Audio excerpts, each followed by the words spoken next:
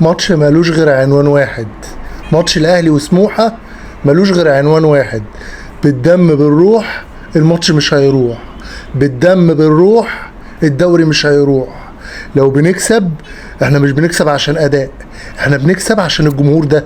اقسم بالله اعظم جمهور في الدنيا بلا منازع.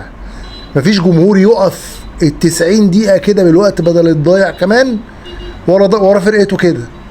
مفيش جمهور يبقى مستوى فرقته في النازل كده ويقف وراها الوقفة دي. يا ما شفنا فرق جماهيرية مستوى الفرقة بتاعتها لما بيبقى نازل بيسلموا بدري وبيقول لك لا خلاص مش هنروح الاستاد، مش هندعم، مش هنعمل. لكن جمهور يقف في أسوأ الحالات لا. هنا النهارده مش هنتكلم عن فنيات، لان الاهلي واقع فنيات كتير.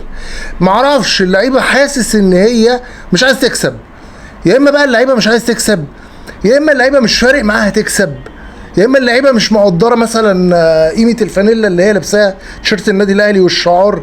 انا هنا بقول اللي ليا واللي عليا، انا هنا مش هجامل، انا عشان بحب النادي ده انا مش هجامل. لكن الماتش ده اقسم بالله الجمهور بيدي درس. لو في راجل للمباراه يبقى هو جمهور النادي الاهلي، يبقى كل واحد من اللي راحوا النهارده، يبقى كل واحد من اللي قاعدين ورا شاشات بيتفرجوا عليها وحاطين ايدهم على قلبهم ان الاهلي ممكن ما ياخدش دوري، ولا ان الاهلي ما يكسبش، ولا ان الاهلي يخرج بنتائج مخيبه.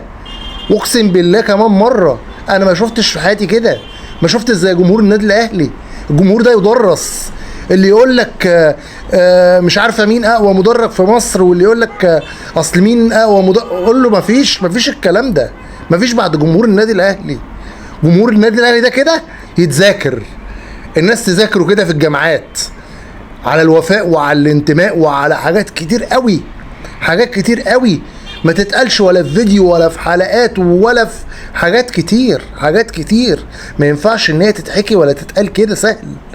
يا جماعه انتوا بيقف وراكوا جمهور بالملايين.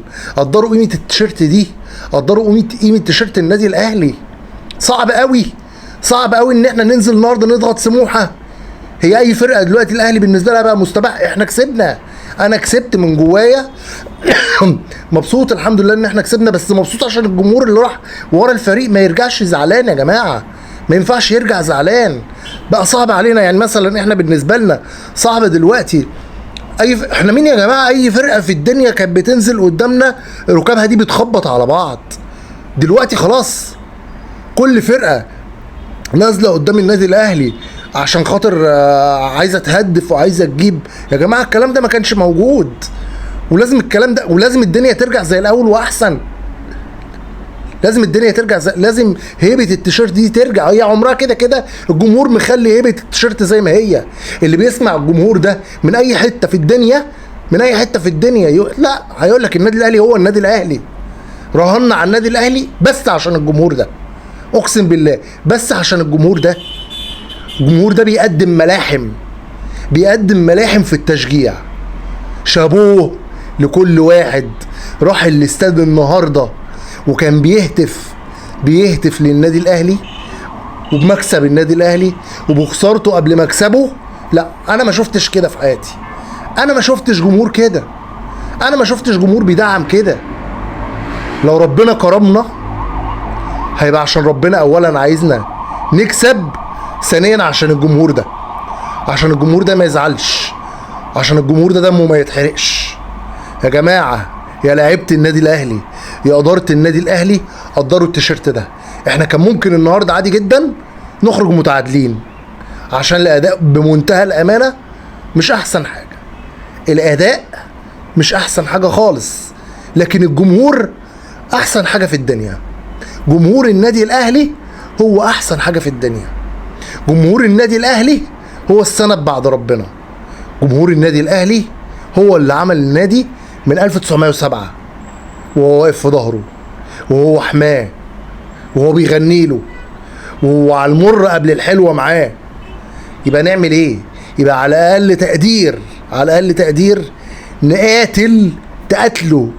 تقاتلوا كده في الملعب عشان الناس دي. وده يبقى اقل تقدير عشان الجمهور ده ما يروحش زعلان، عشان اللي انا شفته في عين الجمهور قبل ما الجون التاني يجي ما شوفوش تاني، ما شوفوش تاني. الجمهور ده ما يستاهلش غير ان هو يفرح. الجمهور ده لازم يروح دايما فرحان، لازم يروح فرحان. لو عجبكم الفيديو لايك وشير، فعل الجرس، وانا مبسوط باي حد بيشوف الفيديو، واتمنى تنوروني على القناة، والف الف الف مبروك.